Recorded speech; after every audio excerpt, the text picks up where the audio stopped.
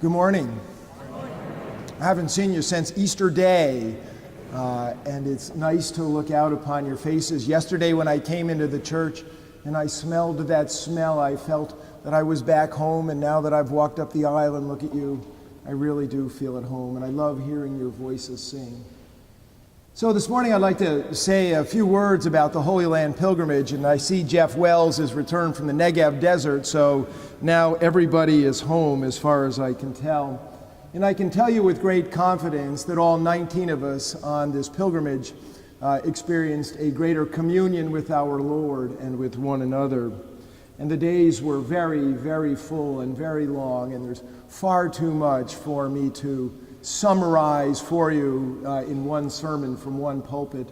But I do want to let you know that if there was one word that I was to use to summarize the whole of the pilgrimage, it would be holy.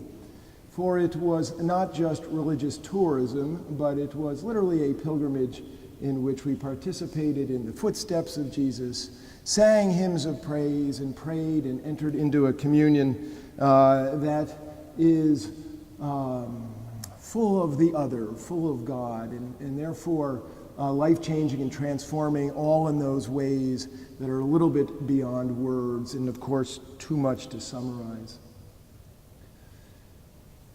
As part of our time there, on 2 evenings we had a man come in and speak to us about the Palestinian perspective, and a Jewish man come in and speak to us about the Israeli perspective on the Palestinian-Israeli conflict. For you cannot be in a pilgrimage position and not have some sense of that conflict and to deal with that conflict.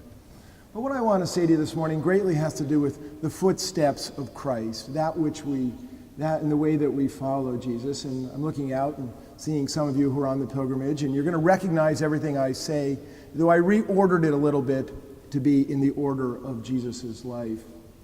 Now, on the night in which the Palestinian perspective was being laid out to us, there was a man named Bernard who was a professor at a university in Bethlehem, and Bernard was a most engaging man, and he is part of the conversation mentioned that he went to Franklin and Marshall for college.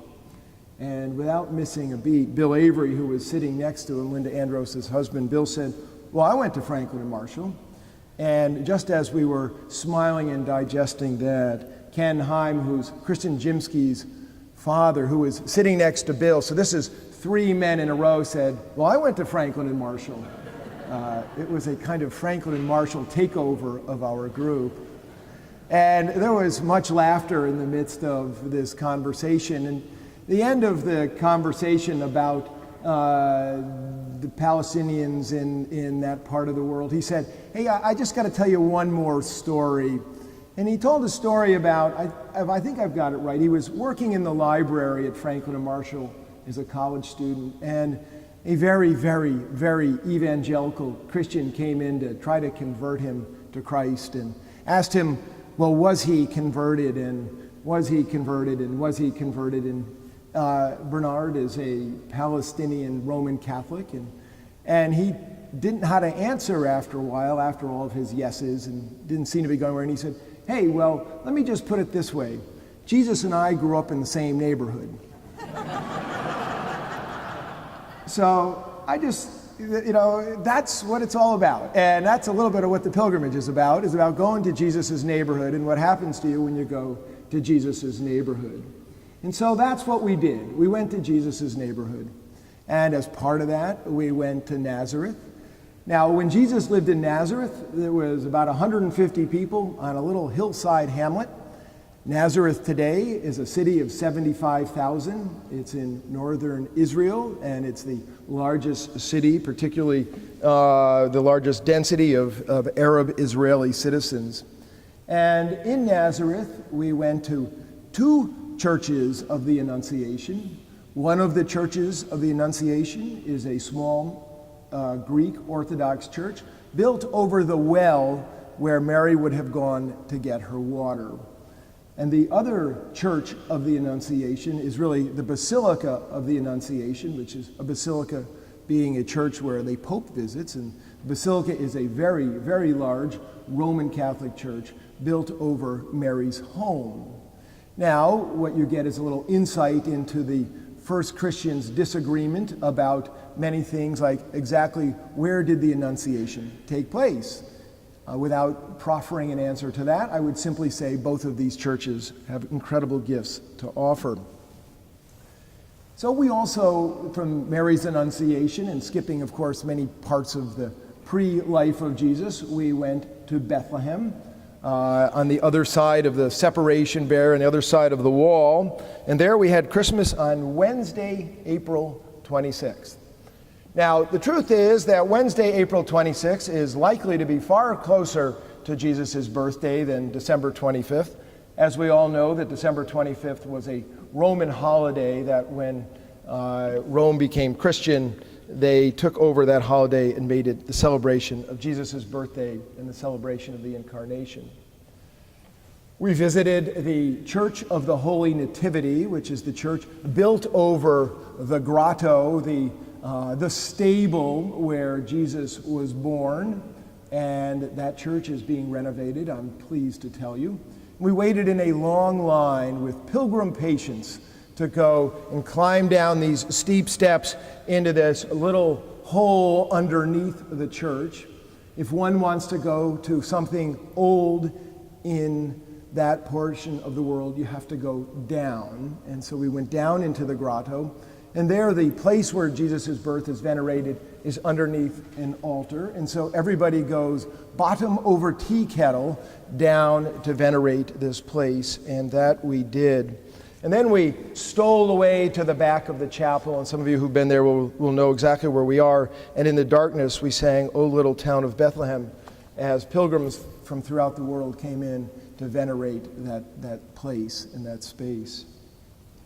We went to Shepherd's Field, where the Annunciation to the shepherds took place, and if the Church of the Holy Nativity in Bethlehem is here, Shepherd's Field is down below that, and we went into a subterranean cave, and the shepherds would have brought their sheep into these caves. Today we heard about the sheep gate, and I am the sheep gate. Well, much of that sheep gate that Jesus is talking about here is not a literally penned in place, but is literally oftentimes down into subterranean caves in which somebody would guard the front of that where the sheep might come for night. And we went down into one of those caves, and we sat and read the story, and we sang Silent Night in a kind of quiet darkness. Most beautiful. And then we went into one of my favorite places on the planet, which is the Church of the Angels at Shepherd's Field. And the Church of the Angels is an odd-looking church, at least odd to Western eyes. It is styled after a Bedouin tent.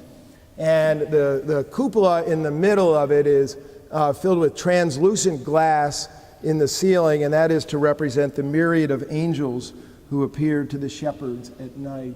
And the altar is, the four corners of the altar are held up by the four most beautiful statues, or 4 out of the 5 most beautiful statues I've ever seen, which are shepherds in the field praying and cowering at the light of the angels above. And this is the place where you may have heard Eileen Kennedy sang 2 years ago, and it was as though an angel were singing through Eileen, even with Eileen's angelic way as it is. And I remember thinking, oh, well, we're never going to have anything like that happen again.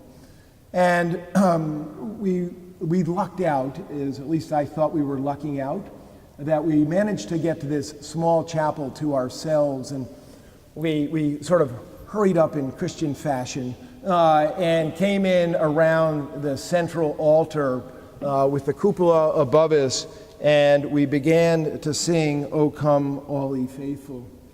And as we started to sing, "O Come All Ye Faithful," I just tell you, this looked like a movie scene at the end of a movie. You just couldn't have scripted this. In comes singing and joining us a pilgrimage group from Kenya. And as we're around the altar singing, "O Come All Ye Faithful," in comes the faithful, and they come and they surround us. There's benches or the altar, and then us, and there's these benches and pillars, and then they surrounded us and joined us in song in one of the most transcendent moments of my life, really. And I happened to catch a glimpse out of the corner of my left eye to see Emily Kelting turning toward one of the Kenyan women behind her, and the two of them looking face to face and eye to eye and clasping hands over their head and singing praise to the Lord. And in that moment, we all experienced that all boundaries that we experience as human beings across countries, seas, and colors, and races, and governments collapsed in the joy of Jesus' birth. And I had some sense while that song was going on that this must be what heaven is like, where we are shed from all of our man-made divisions and get to join in heavenly song together. If someone had said to me, the pilgrimage is over, it's been canceled, time to go, I would have gladly walked onto the airplane. Such was how moving it was. Now, we've gotten to Jesus' birth, and as you know, there's when he's 2, he goes to Egypt. We have a story of him 12, teaching in a temple, and I'm just going to move through that. We visited Sepphoris, which is likely to be the city where Jesus worked as a kid with his father. Was a major city in Jesus' day, the Decapolis, but is now just ruins. But we went, of course, to the Jordan River, Jesus being 29 or 30 at his baptism. The place that is venerated as the site of Jesus' birth is really on the Jordanian side of the river, and we did not cross over to Jordan to go to that, but went up to a spot, a very quiet spot in the Jordan River, where those of you who I'm looking out and were on the last pilgrimage, it was the same place. It actually, in the pre-1967 borders, was just into Syria. And we gathered at the river, as the song says, and we took off our shoes and waded into the river and renewed our baptismal covenant, did a meditation on our own baptisms, imagining ourselves at our baptismal day with our parents and godparents, and then anointing with oil and the power of the Spirit. And as you remember, Jesus moved from his baptism, as it says, the Spirit drove him into the wilderness, and in our case, the bus driver drove us to Jericho for breakfast. We then we were at the river very early in the morning, went from breakfast to where Jesus was driven into the wilderness, and we went to the Mount of Temptation. And to do that, one takes a cable car up to a cliff, and clinging to the side of the cliff is an Orthodox monastery that is built around the cave where Jesus is said to have spent his 40 days. And it is most assuredly an austere place, and it is desert, and it is deserted, and it is a whole lot of brown. So we went from there, as you may remember, Jesus went to Nazareth, and we went to Nazareth again, and on Sunday we went to Christ Church Nazareth for our Sunday worship. Christ Church is the oldest Anglican/Episcopal church in the Middle East. It was founded in 1871, and the rector, Father Nael, is doing a fantastic job in that community of native Christians to the Holy Land and building up that ministry. And those of us who went on the first pilgrimage gave some money to help the ministry there, and it is money well spent for people who are continuing to raise up native holy Christians in the Holy Land.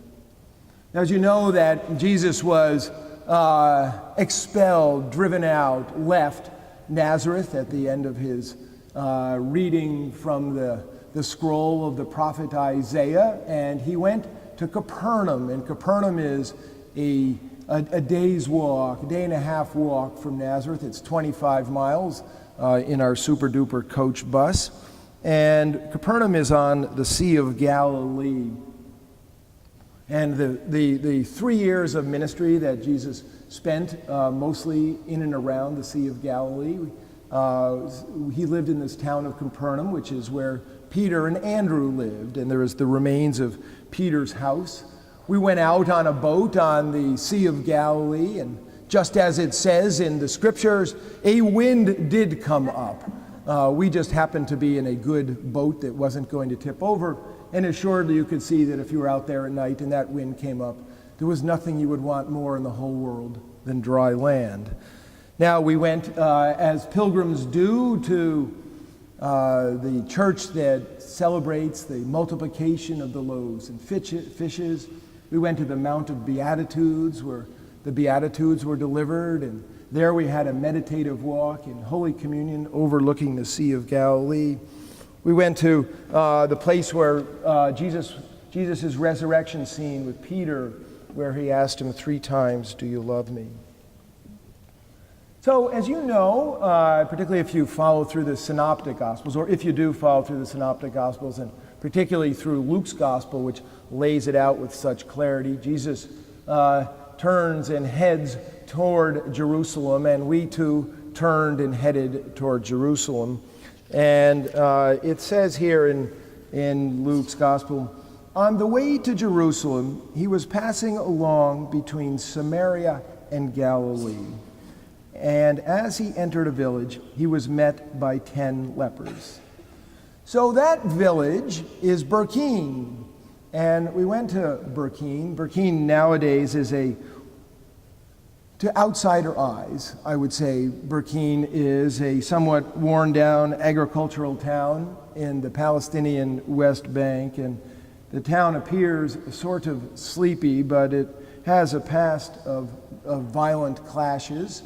Iyad told me quietly that during the first Intifada, many of the Palestinian boys who rose up in the struggle in opposition, who blew themselves up in the state of Israel, came from Burkeen, and the Israeli government responded by bulldozing portions of Burkeen. In Jesus' day, the 10 lepers lived in a cave in Burkeen. Now, the 10 lepers, I have a little dinky icon on the altar that is from this church, and I know it's looking at a postcard. Perhaps you can see it when you draw closer for communion. But the 10 lepers lived actually in something of a cave-like cistern. And so they didn't live in a cave that was open to the air. They lived in a cave that went down and was not open to the light. But they had gotten word that Jesus was going to be walking by, and they came out of the cistern and said, as you know, Jesus, Master, have mercy on us. And when Jesus saw them, he said to them, go and show yourselves to the priest. And they went, and they were cleansed. You may remember the other part of the story where only one comes back to say thank you, and that is the Samaritan. So St. George's Church, the church that celebrates the cleansing of the 10 lepers, is at the top of a hill, and you come in through a wall and into a most beautiful courtyard that is immaculately kept. And the church itself is a small and beautiful and holy place adorned with these gorgeous Greek icons. And the church incorporates half of the cave, or most of the cave, where the 10 lepers used to live before they were cured. And we gathered in the church, and we met with the man who is undoubtedly the senior warden of life there. And he spoke very humbly, and his English isn't great, so Iyad translated, and he began by saying, Christ is risen. A most beautiful statement to come from this man's mouth. And he told the story of the 10 lepers, and he said that this church is the 4th oldest church in all of Christendom. And those of you who went on the pilgrimage the time before remember that we arrived on a Friday morning in the middle of a service, and learned at that point that there were 73 members left. And I remember, those of you will remember this quite clearly, the priest looked like Dumbledore in Harry Potter movies. He looked right out of central casting as the perfect Greek priest. And I remember there was a little boy standing on the top of the pew, and his dad was holding him, and he had a very stylish European haircut. I was most impressed. And I remember him looking at us like we were people from another planet as we came in quietly on that day. Now, Kathy Pike, where's Kathy? Hi, Kathy. I'm going to talk about you, Kathy. Kathy was so moved by her visit there 2 years ago that she crocheted and knit 73 crosses for the people of this parish church. And as part of my speaking to their senior warden through Eod's translation, I said that Kathy had knit these crosses in thanksgiving for the witness they bore to the living Christ in the Holy Land in the midst of great difficulty. And a very beautiful, Kathy, his reception of those, and he handed them to a priest who was not there when we were there, and they took them and talked about what they were and said that they would be given to all of the members. Now, I'm spending a little bit more time on this story. I could go on for hours on many of the different stories, but the Acts of the Apostles reading that began today is a story that comes right at the end of the first day of Christianity. And it says, those who had been baptized devoted themselves to the apostles' teaching and fellowship, to the breaking of bread, and to the prayers. And you may recognize that sentence because it comes to us in our baptismal covenant where you continue the apostles' teaching and fellowship in the breaking of bread and in the prayers.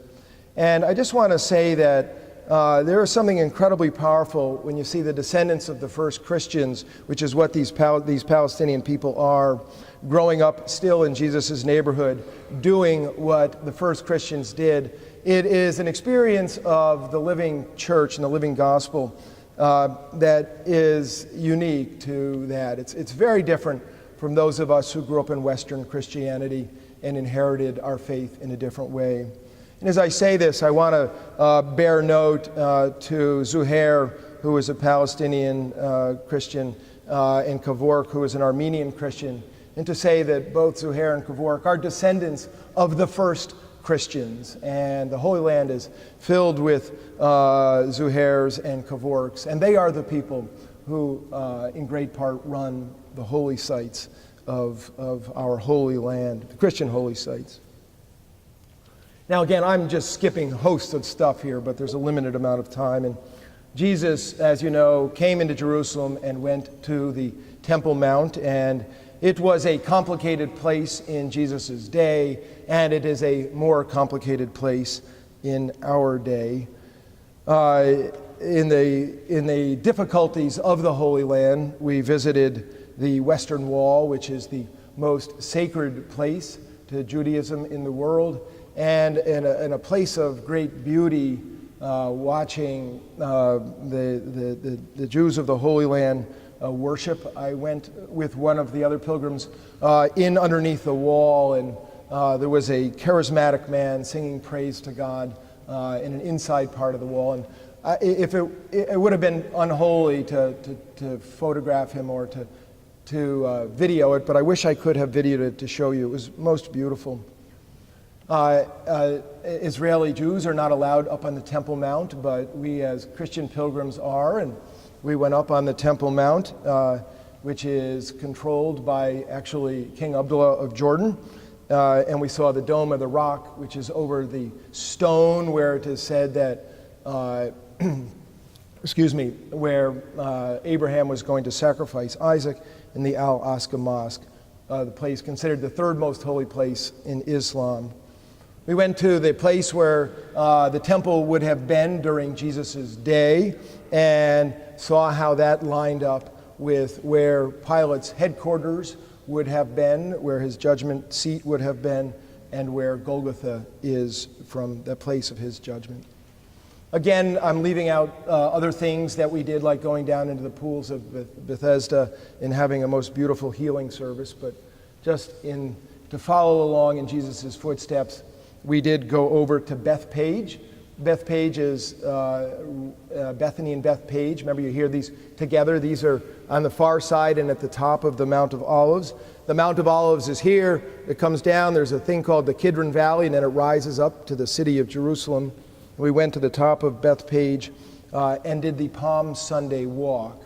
Now, you may notice if you read a newspaper, on Palm Sunday you'll see that there are tens of thousands of people coming down this steep hill, but there were luckily not tens of thousands on the day that we walked this walk. And we began at the church that venerates where Jesus got on the donkey.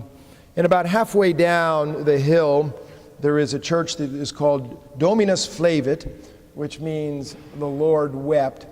And the church is done in the shape of a teardrop, and it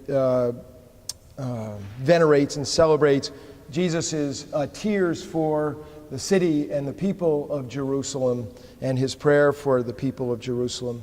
And we gathered at a fence looking down the Kindred Valley and then up to the most incredibly powerful and beautiful upper side view of the city of Jerusalem. And there we prayed for the peace of Jerusalem as a group. Now, as you remember, so if we're at the Palm Sunday walk, we went to the upper room, the place venerated as the upper room, the place of the Last Supper, the coming of the Holy Spirit. And again, to see old places, you need to go down. So we went down into the upper room, and there Linda Andros, who's sitting in the back, prayed the Lord's Prayer in Aramaic, Aramaic being Jesus' language. And it felt, I think to Linda, and certainly to all of us, as though our Lord was praying that prayer right through her. It was a most unique hearing it in its original form, as though Jesus were saying it right to us through Linda. This is the place that is venerated as the first church, and it is called St. Mark's Church. How's that for beautiful? And I was curious about why that was the case, and our guide said because the upper room was a room that was owned by St. Mark's mother, hence the St. Mark's moniker. So, as you remember, Jesus went from the Last Supper to the Garden of Gethsemane, and we went there in the dawn, beating everybody else. Our guide, Iad, was great on being first at every holy place, which was wonderful but horrible, because we had to get up when there was a 5 on the clock almost every morning. Now, we did a meditation in the Garden of Gethsemane, putting ourselves in Jesus's body while he prepared the night before for his death. And then through a little bit of, I don't want to say I didn't tell the truth, but we got early entry into the Basilica of the Agony and went in through the exit. And the Basilica of the Agony, the Church of All Nations, is the church that built over the rock where Jesus prayed that last night. I've been into a lot of churches. I must say that was one of the most moving places I have ever been in my life. And as we snuck in with a group from another country who was getting into a special place to have their Mass, we were able to get in the rails, and not to overshare here, but I'll just to give you some sense. This is one story of mine. There are many stories of everybody else's, but I put my forehead on the rock to pray, and I felt as though I had smashed into drawn into a spiritual magnet, and I couldn't get my head off of the rock. And I only tell you that story to say that my one small experience was had many-fold by so many of the other pilgrims, and perhaps they will share something of their experiences with you.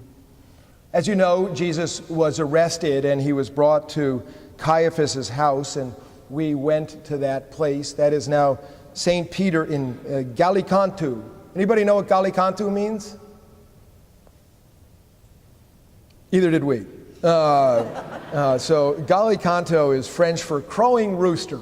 How's that for awesome? Crowing rooster. It's the church that, it's hard to say celebrates, but remembers Peter's 3 denials before the crowing rooster. And there are just unbelievable moving artwork throughout the courtyard of Peter saying, looking like this, like, I don't know the guy. I never saw him before. I mean, Peter's denials are rendered in art in the most moving ways.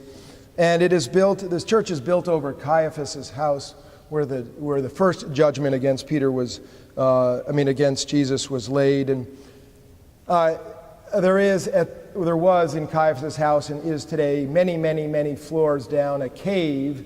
And it is said that Jesus spent his last night in this subterranean cave, and he was delivered there by a harness, a rope that went around his chest and around his shoulders, and then with some sort of catch in the back and lowered down into the cave.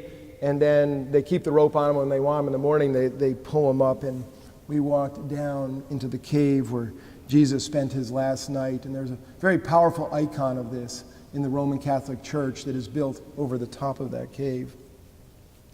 Now, the next morning, or as you know, Jesus leads to Jesus' crucifixion. And so we got up again with 4s and 5s on the clock and left the St. George's guest house and walked in silence through the darkness and came into the old city and walked through the Muslim section until we came to the first station of the Via Dolorosa, the Way of Suffering. And that first station is at the place, right near the place where it is said that Pilate passed judgment on Jesus, which is the first station.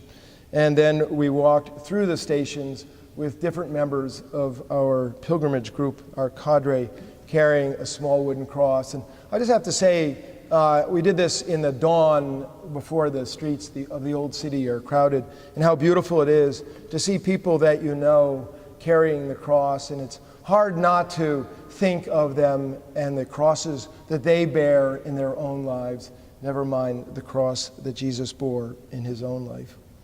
And as many of you know, the final stations of the Via Dolorosa, the Way of the Cross, are in the Church of the Holy Sepulchre, or the Church of the Resurrection, which is arguably the most holy site in Christianity. Actually, it is the most holy site in Christianity. I don't know anybody who argues against that. This is a sprawling Byzantine craziness built over the top of Golgotha, where Jesus was crucified, and built over the garden tomb where Jesus was laid and resurrected. It's a sprawl. I don't even know how to describe it. And we finished up the Way of the Cross by touching the rock where Jesus was crucified and going to the church within the church where Jesus was resurrected. And so I just tell you all that, and I know I'm long-winded and it's a long sermon, but I just say in this Easter season that a lot of it comes down to that senior warden in Burkeen saying, Christ is risen. For if Christ wasn't risen, we wouldn't be sitting here. The people of Burkeen wouldn't be going to their church. It really is that Christ is risen and that he is alive to us in the power of the Spirit. And, you know, John's gospel ends with, now Jesus did many other signs in the presence of his disciples, which are not written in this book. But these are written that you may believe that Jesus is the Christ, the Son of God, and that believing you may have life in his name. And so I finished by saying that I didn't tell you everything that happened, even though you may have felt I just told you everything that happened. But these stories, these experiences of the pilgrims, I tell you so that you may know that Jesus is real. And what the gospel said this morning, the more real that Jesus is to you, the more you will experience the abundant life that he came to give you. So whatever you do in your life, seek the realness of Jesus, and you will find the abundance that he has to give. Amen.